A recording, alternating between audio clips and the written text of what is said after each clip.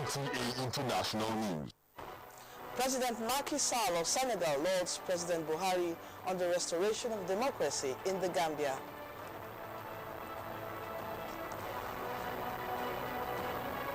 Debt Management Office set to list the federal government savings bond in the Nigeria stock market.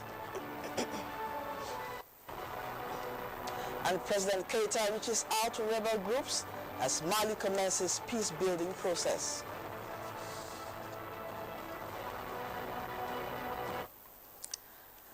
Hello and welcome to the news on NTAi International. We thank you for joining us. I am Lydia Bassi. President Macky Sall of Senegal has expressed gratitude to President Muhammadu Buhari for his intervention in the Gambian impasse that led to the restoration of democracy in the West African country. Former President Yahya Jammeh had not wanted to hand over power to Adama Barrow, winner of an election held last December, but ECOWAS leaders, under the inspiration of President Buhari, insisted Jammeh must quit at the expiration of his term in January. He did, rather involuntary. Really. A statement by the Special Advisor to the President on Media and Publicity says, Macky Sall, in a communication with the Nigerian leader, described himself as President Buhari's younger brother and prayed that Allah would bestow good health and wisdom on the Nigerian leader. The clerk of the National Assembly, Sani Omolori, has tasked senior management staff to take the apex lawmaking body to greater heights of service delivery. He was speaking at the closing of a 5-day retreat held in Lokoja. National Assembly correspondent Dennis Adegunloye reports. The quintessential element of democratic governance is the principle of representation, which the legislature as an arm of government fully projects. The imperative of the retreats was therefore to have a vibrant legislative arm of government in operation. This cannot be attained without a strong support service provided by strong management of the National Assembly. The clerk of the National Assembly, against this backdrop, implored participants to bring to bear their work operations and etiquette learned from the workshop. Indeed, I think we gone a long way to achieve theme, repositioning the National Assembly for better service delivery. To participants, the initiative was a welcome development and couldn't have come at a better time. It's a very refreshing program. It has further enhanced our knowledge of why we're here. I'm going to take away that I should be a mentor. The management of the National Assembly intends to make this retreat a yearly activity. In Lokoja, Dennis Adegunloye, NTAi News. Deputy Senate President Ike Ekweremadu says the National Assembly will support any organization that promotes peace and stability in the country. It was while receiving members of the Institute of Mediators and Conciliators. National Assembly correspondent Ifeanyi Ezumba reports.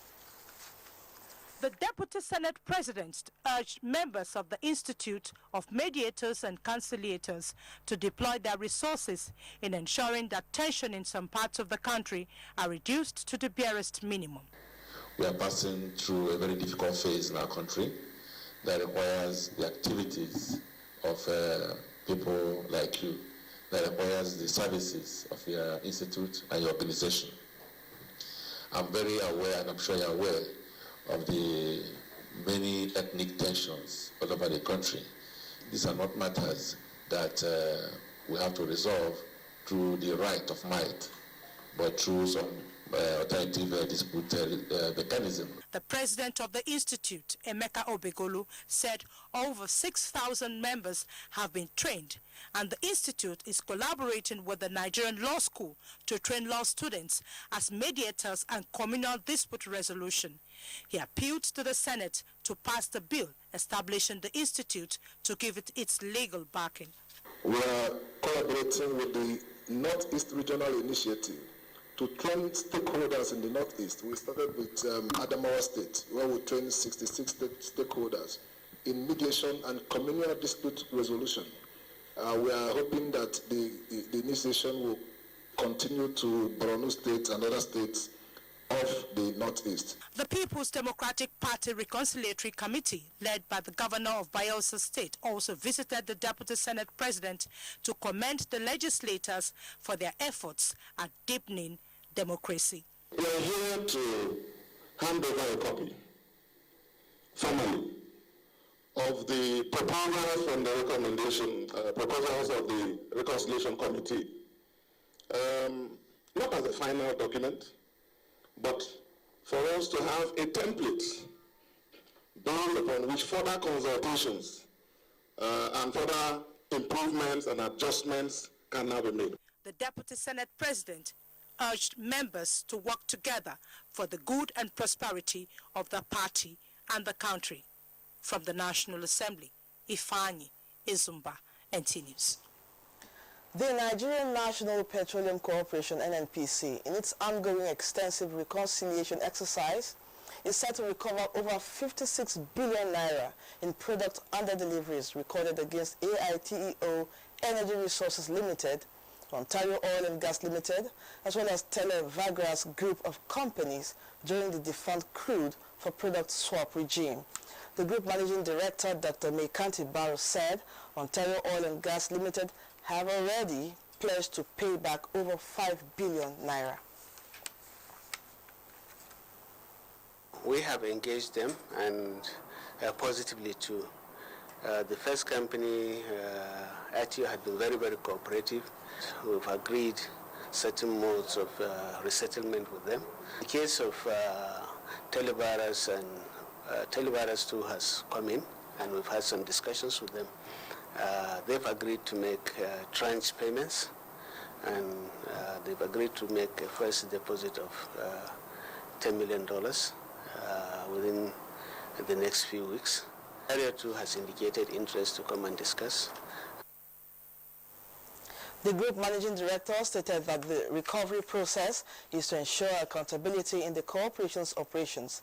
He also emphasized the organization's determination to recover the outstanding stock of missing petroleum products estimated at 82 million liters from Capital Oil and its depot. The other involved indigenous downstream operator, MRS, he said, has returned the 30 million liters expropriated. Managing reputation as a corporate goal has been described as key in developing the image of any organization or product. This was a thrust at the induction and training of the members of the Nigerian Institute of Public Relations, NIPR, in Abuja. Uche Mwizu has the report.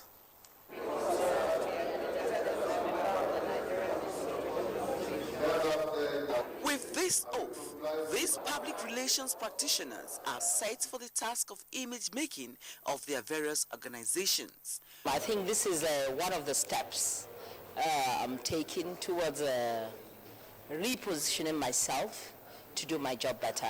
Well, what I'm taking home is that public relations is not just about managing relationship between an organization and the public. It involves also managing relationships within the organization. The National Institute of Public Relations, which has the mandate to promote, develop and regulate the practice of public relations in Nigeria, emphasizes the training and retraining of employees. They must continuously sharpen their skills. PR is a very dynamic area. The triangular power of public relations is in expertise, experience, and collaboration. The analyst added that management of establishments, whether private or public, should keep abreast with changing trends and utilize same to influence the opinion of the public. They, however, lamented the existence of quackery in the profession. Uche Mwizu, NTA News. For India and Nigeria to further strengthen ties, the Indian High Commissioner to Nigeria, Bola Raram Nagablushana Reddy, says building capacity in key areas would fast track the economic growth of the two countries. The envoy gave this assurance at a dinner marking this year's Indian Technical and Economic Cooperation Day, along with its alumni who as well reaffirmed the quality of the training under the initiative. Gaiba Mohammed Natala completes the story.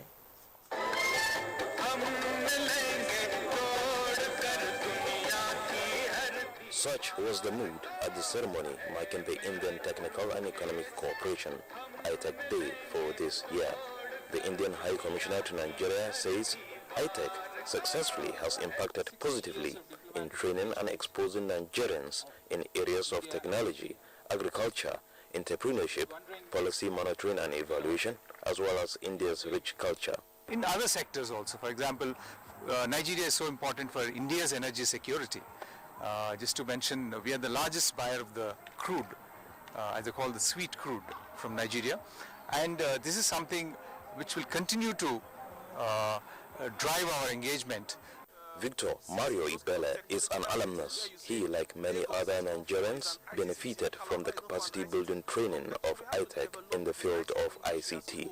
There's a lot that can be achieved from the ICT industry, from the programming to the web development to the marketing. There is a whole lot that can be achieved.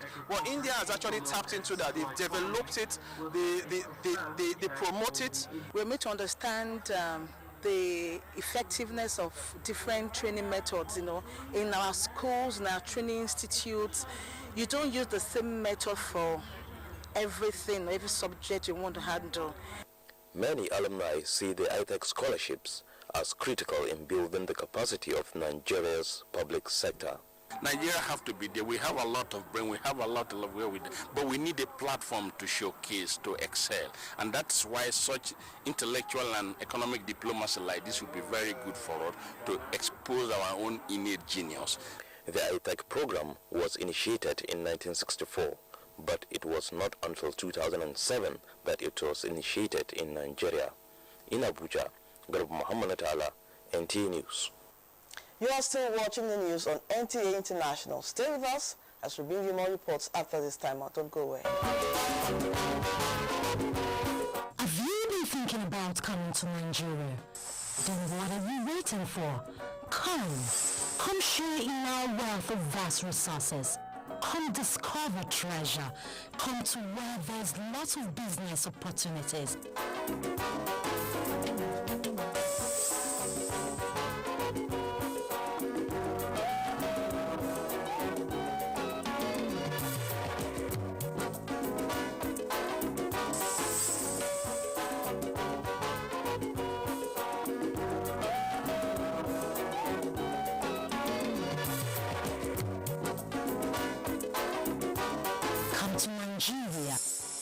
Nigeria, my nation, my pride.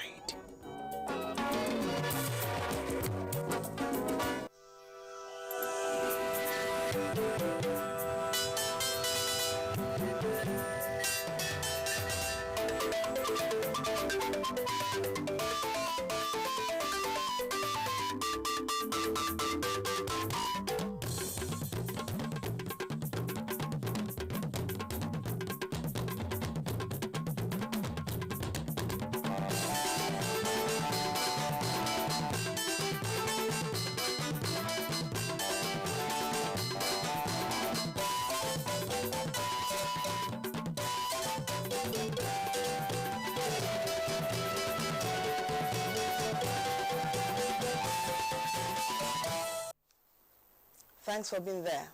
Now business news. Debt Management Office set to visit the Nigerian Stock Exchange to list the federal government savings bond. Chiazala Mekie has details on business news. The Nigerian government is working to conclude a bilateral investment treaty with Japan to draw Japanese electrical equipment and electronics makers to the country. Executive Secretary of the Investments and Promotion Commission, Yewande Sadiku, disclosed this in Japan while on a seminar hosted by the Japan External Trade Organization in collaboration with the United Nations Industrial Development Organization. Yewande says this is aimed at forging a bilateral investment treaty. In the meantime, the Debt Management Office will on March 29th visit the Nigerian Stock Exchange to list the FGN savings bonds. Also, the National Bureau of Statistics is expected to release the Underemployment and Unemployment Watch for the fourth quarter of 2016 on March 31st. The NBS will release its labor productivity reports as well as the first quarter 2017 online recruitment service reports. And the Apex Bank Friday concluded transactions on the sum of $100 million offered at the interbank market. Authorized dealers picked $81.3 million after an initial bid for $91 million.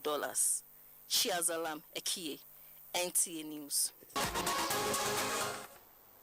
The outgoing week has been quite eventful. Let's join Uche Mwizu on Week in Review as she takes us through stories that made headlines.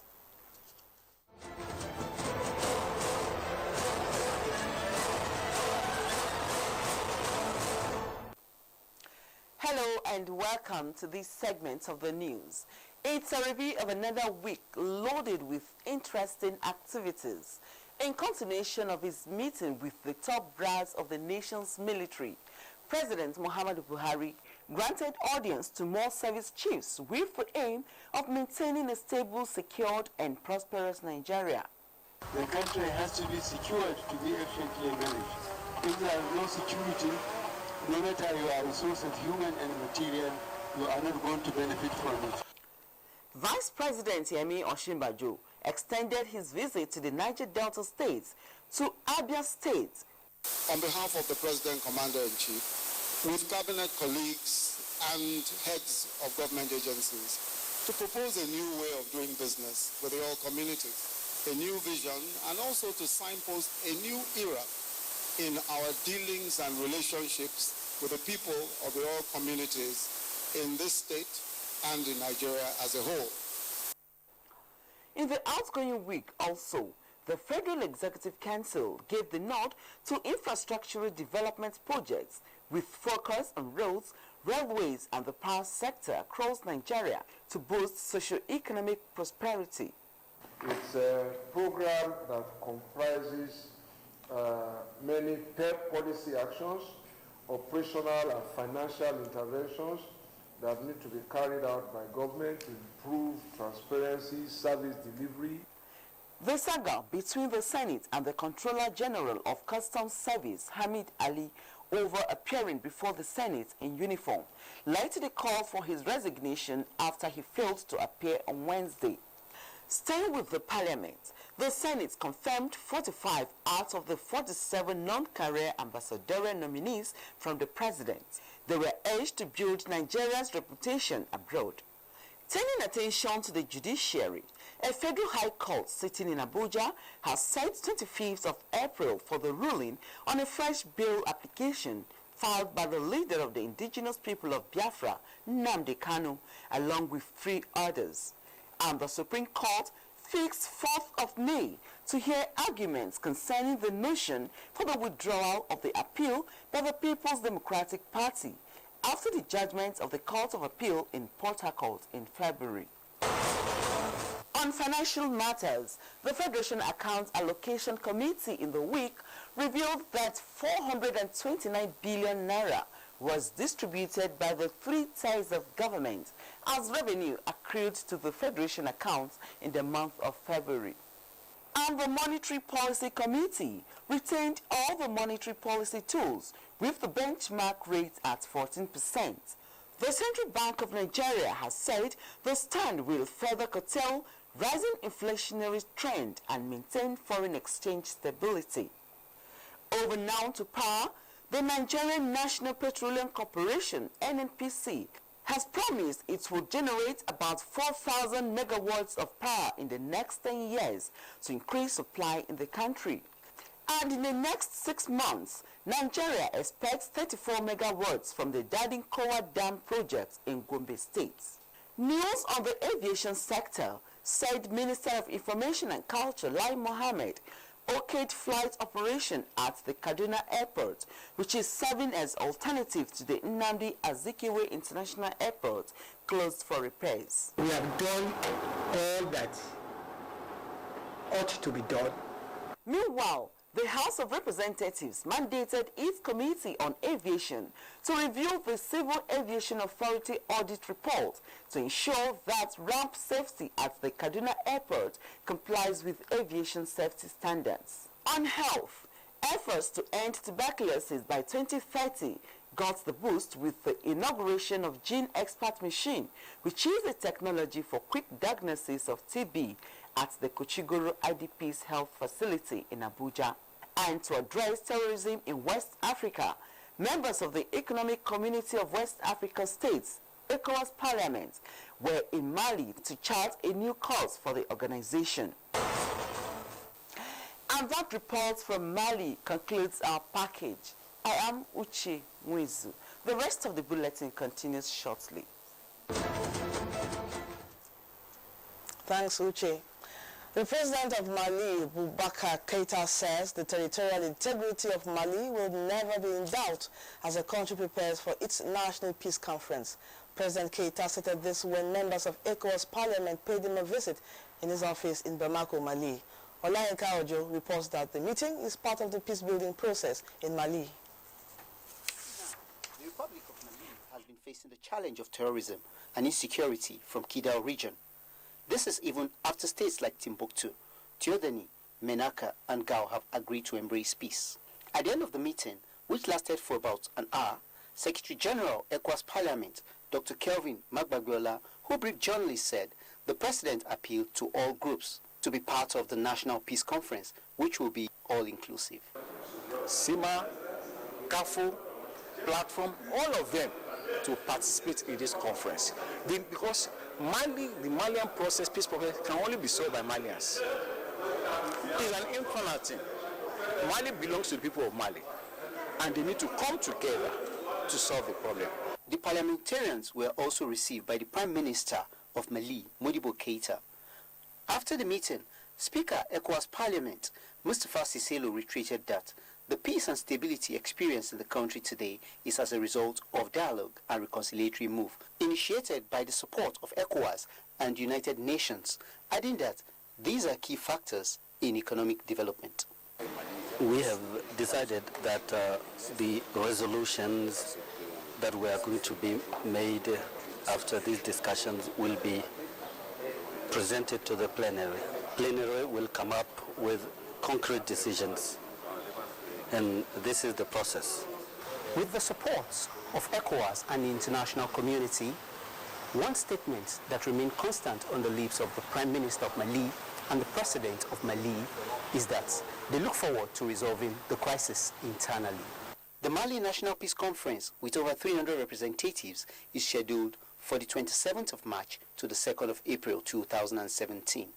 From Bamako, the Malian capital, Olayinka Ojo, NTAi News. Time now to join Obiageli Ngoke with stories from other parts of the world. We are kicking off with Zimbabwe, where more than 250 people have been killed as floods left remote communities isolated. About 70 bridges have been damaged in some areas, with thousands of people left homeless. Last month, the government declared the floods a national disaster. It is seeking donor assistance in raising close to $200 million to repair the destroyed infrastructure, including roads and bridges, but has so far only raised $35 million of the required amount. The United Nations has appealed for more to be done, as huge gaps remain in providing life-saving assistance to those affected. In the meantime, leaders of 27 European Union countries, excluding the United Kingdom, are meeting in the Italian capital to celebrate 60 years since the Treaty of Rome was signed. The countries will sign a new declaration to honor the 1957 treaty, which paved the way for the bloc's foundation. Pope Francis XVI welcomed the leaders to the Vatican on the eve of the summit and urged the EU to approach the future with renewed vigor. British Prime Minister Theresa May is not attending the celebrations. She plans to launch the Brexit process on Wednesday. More than 200 migrants are feared dead after 5 bodies were discovered off the Libyan coast. A Spanish aid organization said the bodies were found floating near 2 capsized boats, which could each hold more than 100 people.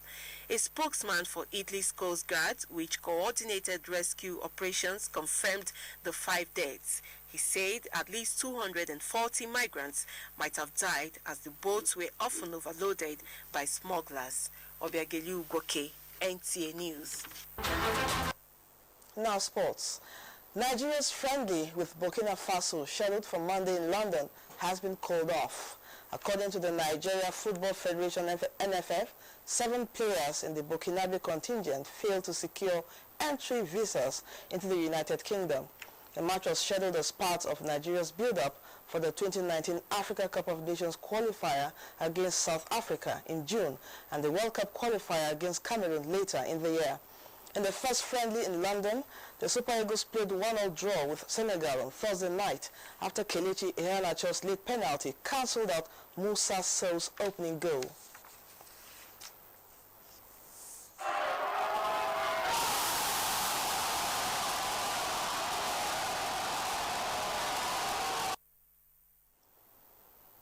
Next is a quick check on Sunday's weather prospect in Nigeria and some world cities.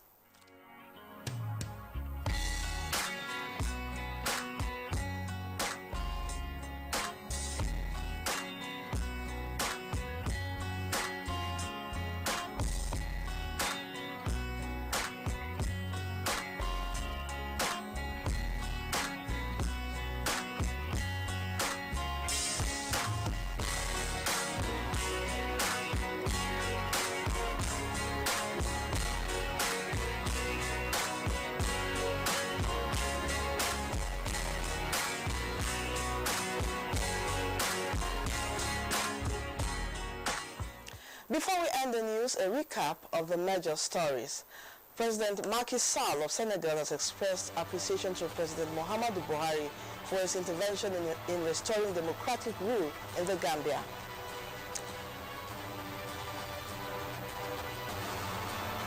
We also reported that the Debt Management Office is set to list in the Nigeria stock market the federal government savings bond. And that wraps the news. Thank you for your time. Bye for now. I'm Lydia Bassi.